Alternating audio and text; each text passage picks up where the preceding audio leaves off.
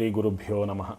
సద్గురు శ్రీ శ్రీ శ్రీ చంద్రశేఖరేంద్ర సరస్వతి మహాస్వామి శ్రీపాదుకాం పూజయామి నమ. శ్రీ గురుభ్యో నమ. శ్రీమాతృభ్యో నమ. శ్రీ పితృభ్యో నమ. శ్రీ గురుభ్యో నమ. నమో బ్రహ్మాదిభ్యో శ్రీ గురుభ్యో నమ. గురుకృపా హి కేవలం. భగవంతుడితో ఒప్పందం చేసుకున్నటువంటి స్థాయి నుంచి ఇప్పుడు ధూర్జటి మహాకవి వారు భగవంతుడితోటి ఇతఃపూర్వం శ్లోకములో ధూర్జటి మహాకవి భగవంతుడితో ఒప్పందం చేసుకున్నారు. అంటే తనకి చేతకాని పనిని భగవంతుడిని మెప్పించి ఒప్పించి ఆ స్థాయికి తీసుకువెళ్ళవయ్యా అని చక్కగా గడ్డం పట్టుకుని బతిమాలుకుంటున్నారు. ఇప్పుడు భగవంతుడి దగ్గరికి వెళ్ళి ఒక రకంగా చెప్పాలంటే ఎమోషనల్ బ్లాక్మెయిలింగ్ అన్నమాట. అంటే ఇంకా నిస్సహాయ స్థితిలో అయినా సరే భగవంతుడు వచ్చి ఇంకా సాయపడాలి, అలాంటి స్థితికి తీసుకువెళదామని ప్రయత్నం చేస్తున్నారు. ఏమర్థమవుతోంది దీనివల్ల అంటే,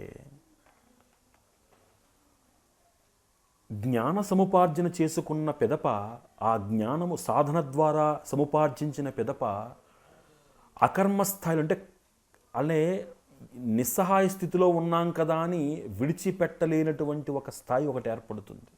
అక్కడ విశేషముగా మనం చేయగలిగిందల్లా ఏంటంటే భగవంతుడిని, భగవత్ పాదాలని, గురుపాదాలని నమస్కారం చేసుకుని నా చేత సత్కార్యము అనుష్ఠానము చేయించవయ్యా అని అడగడం తప్ప నేను చేస్తున్నాననే భావన కలిగి ఉండడము మానవుడికి సరికాదు.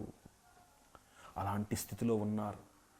నాకు వద్దు ఈ లంపటాలు వద్దు, ఈ మోహములు వద్దు, ఈ ఇలాంటి మాయల్లో నుంచి నేను బయటపడాలి అనేటువంటి ఒక తాపత్రయం ఏదైతే ఉందో అది ఎలాగైనా సాధించుకోవాలనేటువంటి తపన ఆయన తన యొక్క భావ ప్రకటనలో చేస్తున్నారు.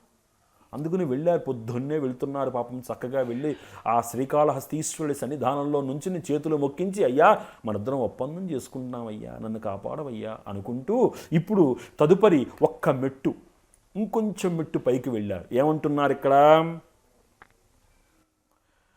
భవకేళీ మదిరామదంబున మహాపాపాత్ముడై వీడు నన్ను వివేకింబడటంచు, నేను నరకార్నో రాశి పాలైన బట్టవు బాలుండొక చోట నాటతమితోడను తంగూలంగ తండ్రి విచారింపకయుండునా కటకట శ్రీకాళహస్తీశ్వరా.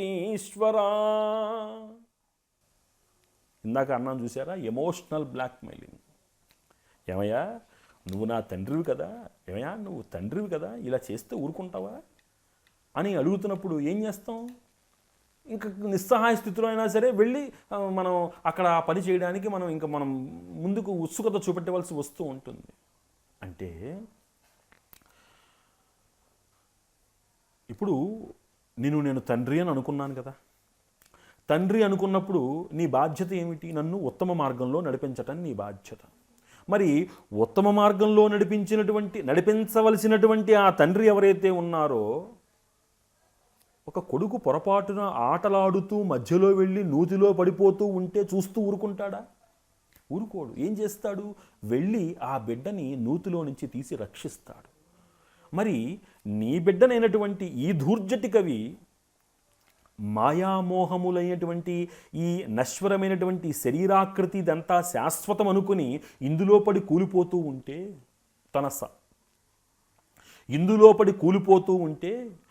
తన సాధనా స్థితిని ఈ మాయాలంపటాలలో వృధా చేసుకుంటూ ఉంటే, మరి తండ్రిగా భావించాను కదా స్వామి నిన్ను, నువ్వు అలా చూస్తూ ఊరుకోవడం సబబేనా అంటే,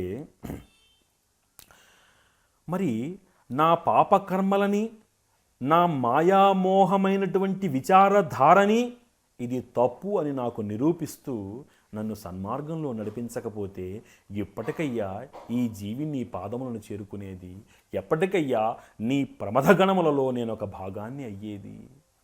ఇక్కడ ఆర్తిని గమనించారా? ఎలాగైనా సరే శివ సాయుధ్యాన్ని, ఎలాగైనా సరే శివుని యొక్క శివునిలో ఐక్యమయ్యేటువంటి శుభయోగాన్ని పొందాలనుకుంటున్నటువంటి ఆ భక్తుడు ఒకసారి ఒక కోరికను వదిలేయచ్చు, లేదా ఆ కోరికను నిత్యము కోరుకోవచ్చు.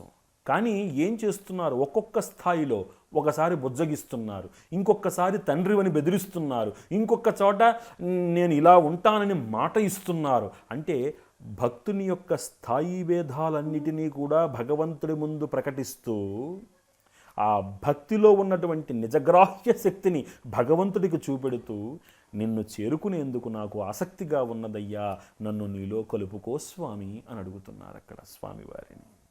అంటే